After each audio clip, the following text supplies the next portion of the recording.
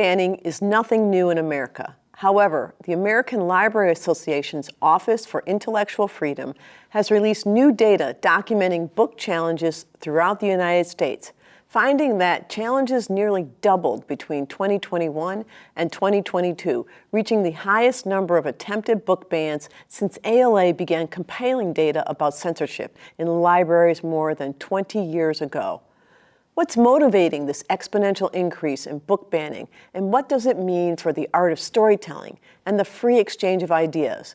More importantly, are we heading down a path that leads to even greater censorship of movement, thoughts, beliefs? Tonight, on a very special edition of Chicago Newsroom 2.0 with a live in-studio audience,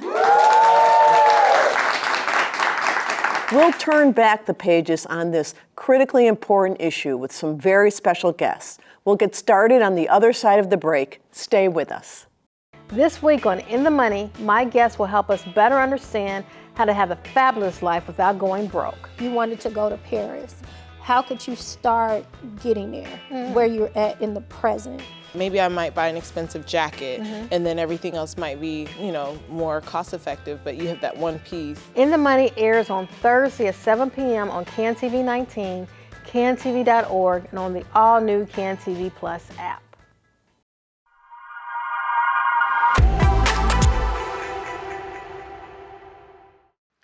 Free people read freely. Free people read freely. Free people read freely.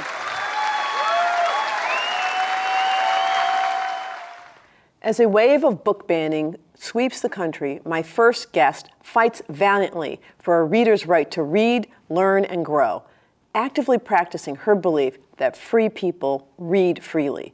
She has led efforts against censorship, demonstrating brave stewardship of the bulwark of democracy, our public library.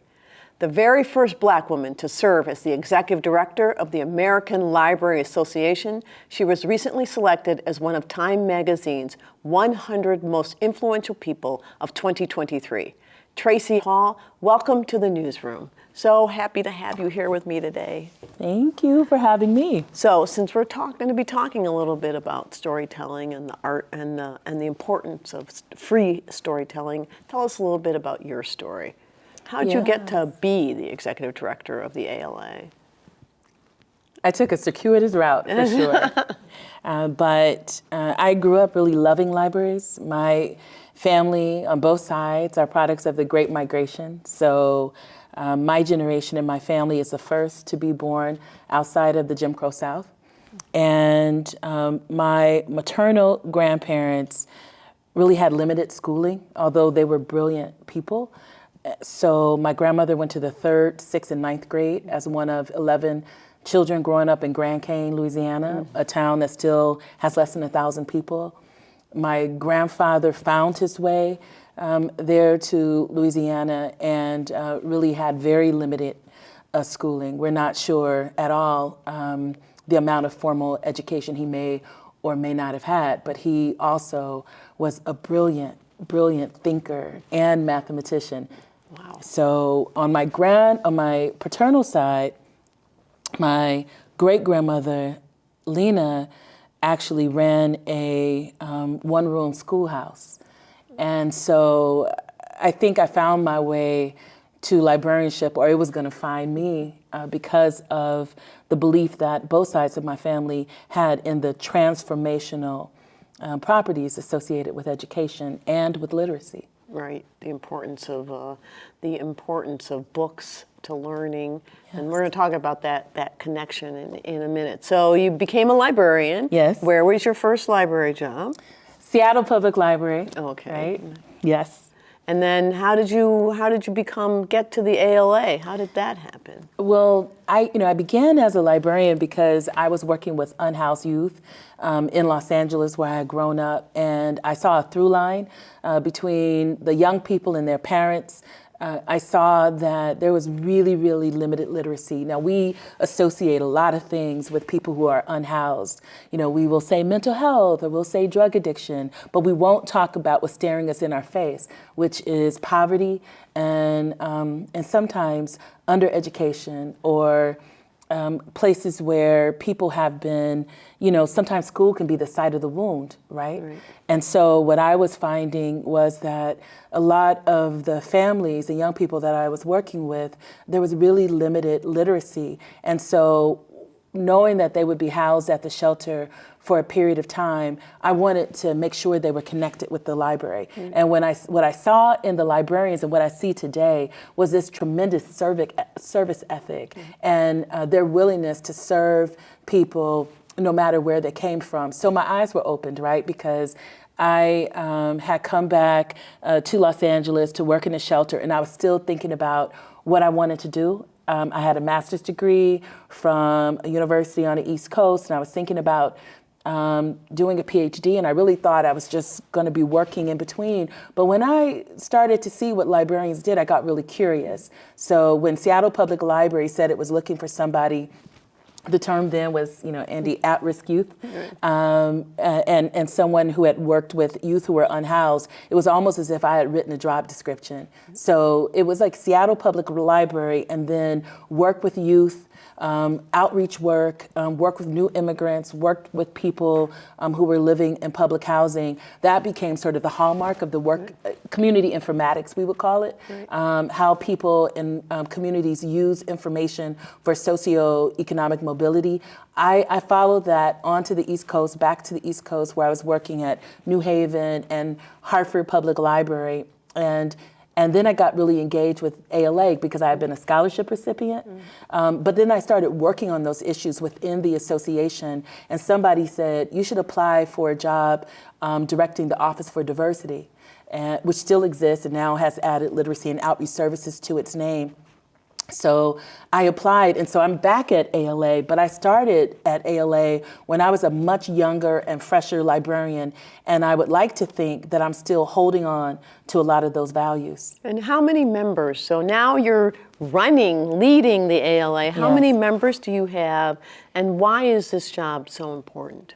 Well, we lead together, right? I think that's the philosophy, but ALA was founded in 1876. It's still the largest and oldest library association in the world. We have over 50,000 members, over 5,000 institutional members from everywhere, every state in the union, and many members who are outside of the country. The association accredits library schools too, so we, definitely are the pipeline to the workforce. And we have offices. I've talked about the Office for Diversity, Literacy, and Outreach Services, Office of Intellectual Freedom. We're home to the Public Library Association, American Association of School Libraries, Association of College and Research Libraries, and other divisions that serve youth or particular areas of the field. But I think one of the things that we do mostly is our mission is all about enhancing learning and ensuring information access to all. Right. And that gets us to the topic we're going to start talking about a little bit more today, and that is really this push across the country to ban books, or at least it feels like this rising tide. You said recently in an ABC7 Chicago interview, I think we are seeing it again. Anytime power is being contested or people don't want to share power, they clamp down on the right to read. So history is repeating itself. How do we stay positive and upbeat in an environment where we see that history is repeating itself, that people are trying to prevent the free expression of ideas, which is really what this is about? How do you stay upbeat and lead the charge in this fight? Well, I stay upbeat because there's something in my blood that makes me want to be on the right side of justice, right? So I stay upbeat because there is something that pushes me to act in the face of erasure, the erasure of whole histories, right? There's something I think that is in me and in so many of us in the profession that wants to ensure that people are not locked outside of an information loop that is so important today, because what we know is that the most important quality of life indicators right now, which are access to education, access to employment, and access to public health, all rely on sophisticated information navigation skills and pretty sophisticated digital access and digital technologies. And so I think what moves me and what gives me hope is that I think the people, all of us, when pressed, I think that we collectively choose the right thing, and we do that when we refuse to be silent, and we do that when we act, and we do that when we refuse to be complicit in the denial of human rights. And I believe that access to information and the right to read are fundamental human rights. Right. Well, thank you so much, Tracie. I've really enjoyed having a chance to talk to you, but we are going to be continuing this conversations, and we are going to have more in just a few minutes. We're going to be joined by a very special roundtable to continue this important topic. Thank you. We'll be right back. An estimated 50 to 60% of urban youth are exposed to neighborhood violence. Why is this happening, and what can we do about it? Join me this week on Change Agents as we discuss violence in Chicago and meet my remarkable guests who are working to empower our youth. Tune in this Thursday at 7:30 p.m. on CanTV 19, stream us on cantv.org, or watch on the CanTV Plus app.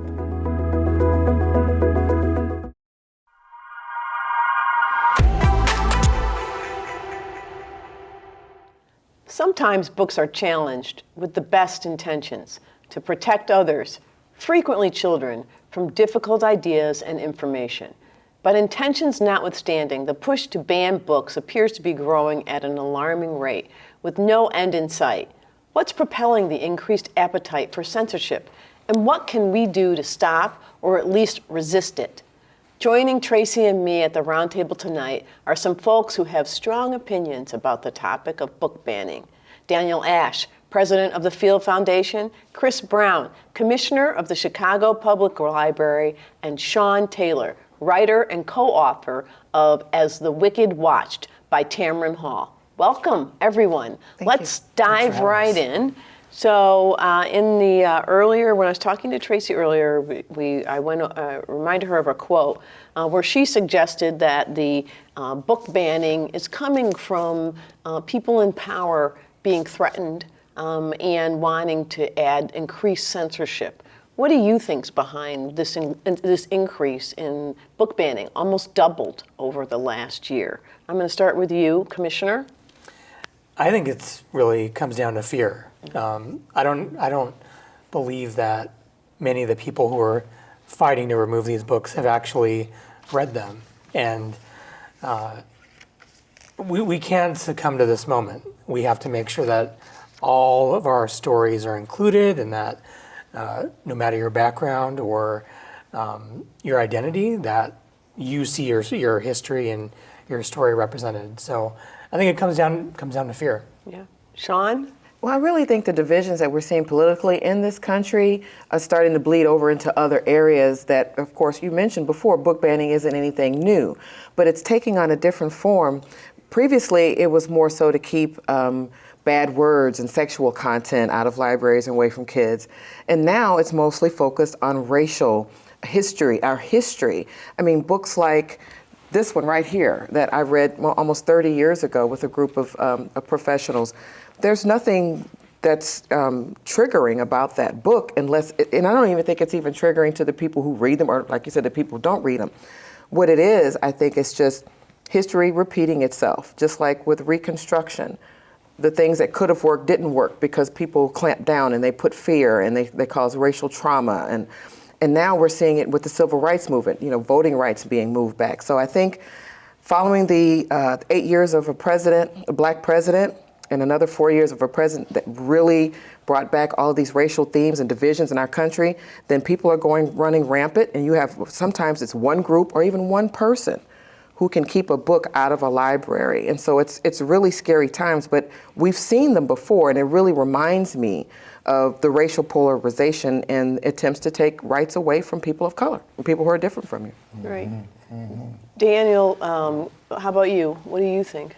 Well, I agree. It's about fear, but it's also about disrupting the public square in this country. Right. The brilliance of books is that we discover ourselves individually, and we find each other collectively through knowledge, right? And if you create barriers to that, even if it's just fear-based barriers, you disrupt our ability to find our own voice, you disrupt the ability for folks to find others, and you disrupt public discourse. So if you really want to hold back our democracy, this is step one. Tracie, does that resonate with you at all? I mean, definitely. I think we were talking about our upcoming conference at ALA, our annual conference, which runs the 22nd through 27th. We open and close with banned authors, Judy Blume, whose work really, especially now when we think about It's Me, Margaret, that book is like looking at religion and looking what it means to be Christian and what it means to be Jewish, what it means to be a child who is both, who identifies as both. Why was that book banned? Why was it so severely banned? And then we end with Amanda Gorman. The Hill We Climb. I mean, she is not only a youth poet laureate, but she also was a laureate poem writer. I mean, and that poem became a real best-selling book. Why was that? What she's talking about there is repair, that we can come together and repair our democracy. And to see that banned in the state of Florida, I think is a proof point that this is more than about just, I feel that this book has a dangerous idea in it. It's about really problematizing the notion of a democracy on which this country is built. Right. The idea that it's a dangerous idea really, to your point, Daniel, really undercutting our democracy. I don't know. Is that how you see it, Chris? I think it's important that we're bringing up history and what's been the history of book banning in our country. The Chicago Public Library was the first library in the country to put out an intellectual freedom policy back in 1936. Wow. And that was a response to McCarthyism. And so I think to Tracie and all of our points, this is really about politicizing and scare tactics and silencing parts of our democratic communities. Right. Right. And you mentioned a point earlier that I just wanted to raise, which was that you didn't think that some of the people had even read much of the things that they're trying to ban, which is what I had to think about Amanda Gorman's poem. I don't know how you can read that poem, hear it spoken, and say, I don't want people to hear that. I don't know, Shawn, do you think that's true? I think that it's also an effort for people who not only don't want free expression of ideas, but they don't want people to read them and gain empathy for the plight of the people that they're writing about and the plight of the people who wrote them. When you gain empathy for people who were enslaved, or you gain empathy for people who never got to own property, and because of that their wealth creation and their families was diminished by that, then you won't maybe elect a black president, or maybe you won't vote for LGBTQ alderman, and so I think the implications are really deep, and I am pretty sure that the people who are doing these things are very well aware of the implications. I don't think there may be some people who might just kind of glom on, because that's what's happening, but I think it's very, very intentional. I think it's the kind of intentionality that they're putting behind this that we saw with, segregation in schools. If you educate people, then they might actually excel, they might, do well, they might create wealth, they might create power, and then that shifts the whole political landscape of a country. Right. And I think, one thing I think about a lot is that, we're in Chicago, to your point, right, where, the library put out a policy on intellectual freedom in 1936 where, teachers here don't have to worry about what books they put on their shelves. And so I worry though about places where some of your librarians come from, where it does matter, right? If you remove certain books from the shelves, students will not have access to really the broad range of information outside of their small environment, right? And are you hearing that worries from some of your members? Oh, absolutely. And I'm also hearing from young people. We are directly young people who, are saying these books are being forcibly removed, and we need them. We need to have access. You look at, some of the books here. You look at 1619, right? So one of the things that 1619 Project does, I think, really well is that it talks about these things as part of a continuum. So we have to think about voting rights, right? I was just recently at Congressional Black Caucus testifying about censorship, and they connected the dots in having us speak between voting rights and voting access to censorship. They're all a part of the continuum, right? And then also to civic participation. So we've got to think about censorship and the Reconstruction. We know the Black Code laws, the thing that you could be fined and jailed and beaten for the most, I'm talking about eyes gouged out, fingers cut off, is to be caught reading, right? And so here we are today where we're seeing threats of violence, bomb threats in libraries. In Missouri, we had, for the first time, the legislature agreed that they would defund public libraries if some of these books were on the shelves. So this is definitely a serious time, and I agree with everybody here. We've seen this again. You've seen this in Reconstruction. We've seen this in the antebellum South. We've seen this in the McCarthy era, right? 30,000 books. We're now surpassing the McCarthy era, and we're seeing it now as there is an attempt to discredit entire groups of people and disenfranchise them. What's important to sort of acknowledge is that many of us here and many of our colleagues have spent their lifetime trying to expand the canon, right? Most of these authors here, I didn't discover until I got to college, right? And so we've been trying to create a diverse representative canon. And as I think about this is a direct backlash to that expansion. Right. But here's the opportunity we have. The opportunity is that this is where folks that are center right, center left can collaborate, can be allied on the fact that the canon should not be limited, right? I mean, as we think about the knowledge that we want residents of this country, of this planet to gain, we want them reading Salinger. We want them reading Bellow. We want them reading Walker, Cisneros, you name it. We want them reading, right? I have 3 young sons. And I'm encouraging them, and they grew up in a very liberal household, and they read the stuff that you see on this table. But I'm also encouraging them to read Saul Bellow. Right. Hey, if you're from Chicago, you should read Saul Bellow. And so this is a point where we can unify around the importance of knowledge. If you don't have an informed democracy, a informed constituency, democracy cannot thrive. Right, but isn't that really ultimately kind of what's underlying all this? Absolutely. If your constituency is uninformed, they can continue to the broader range of ideas and to the thought that the idea that there are free-flowing ideas out there. It does undercut democracy, and isn't that what this effort is going on, Chris? Don't you see that? Yeah, I really see it as attacks on visibility of what kind of stories do we deem as able to be visible. And I think what makes book banning so insidious is it's really more about voice and visibility. You see it now when libraries are doing programs like if it's a drag queen story hour, and there's all of this backlash against someone coming in to read a picture book. Right. Like, it's still just the same book. It may be someone different reading it, but it's still a children's book. Right. And so I think these are really more about who do we want to be visible in this country.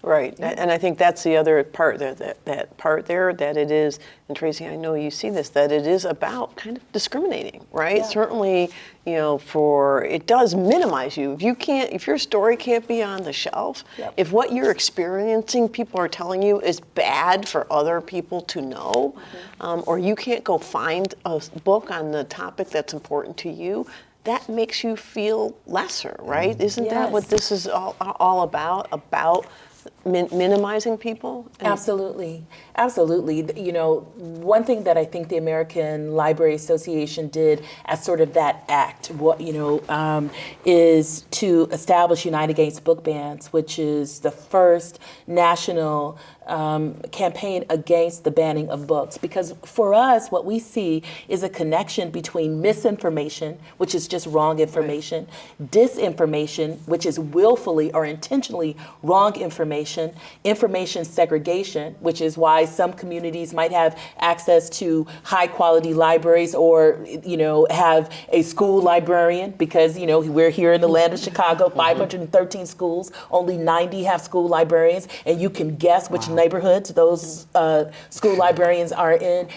We know that every school needs to have a librarian and a well-stocked library in order to support student achievement. But then we connect information disparity or information segregation, something I call information redlining, to what is, I think, the most egregious form of information imbalance, which is information withdrawal, which is exactly what censorship is. And what we know is that when you withdraw information that is already available in the public realm, it is always a prelude to fascism and totalitarianism. So we have to call it what it is. So I think that this is a time not to be silent. Everyone who is speaking today is speaking to a truth or to, I think, one of the factors that is present in this conversation.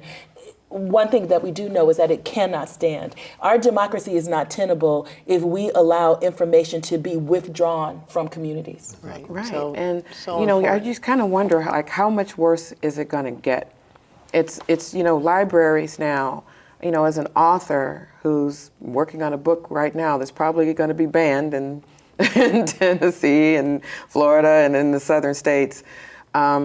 When does it become not just the librarians who are under attack, which we already know that, when does it become the authors, the storytellers that are under attack? Is it going to make people not want to write certain kind of books? Is it going to make publishers stay away from certain kind of books out of fear and intimidation? We've seen these tactics, keep voters from polls. So I think what we need to do, like we've done with voting, is that we're going to have to, as a community, have measures to counteract these measures, and to have mobile libraries going around neighborhoods with these books in them, and making sure that these kids hear from these storytellers. I think exactly. The important point is this is an incredibly important topic that we could spend a lot more time on. Unfortunately, we are out of time. But the important point everyone just made is you cannot sit silent on this point.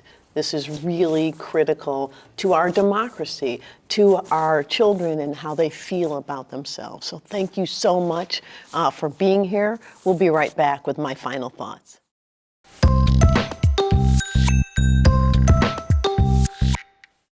Hi, I'm Ryan G. I'm the host of Tweeners. This week on Tweeners, we'll be talking about dance with my dance teacher, Miss B. I enjoy skating, yes. So it's never too late to find a new hobby. You can catch my show Friday nights on CanTV 19, cantv.org, and the new CanTV Plus app.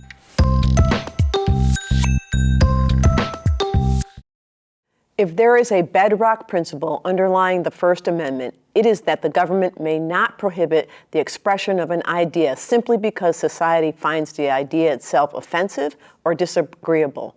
Restriction of free thought and free speech is the most dangerous of all subversions. It is the one un-American act that could most easily defeat us. There can be no neutrality here. Each of us has an obligation to protect the right of free people to read freely. Here in Illinois, our legislature recently passed a ban on book banning. It is illegal here to ban books. No one can stand on the sidelines. Free people read freely. Until next time, be well and be well informed.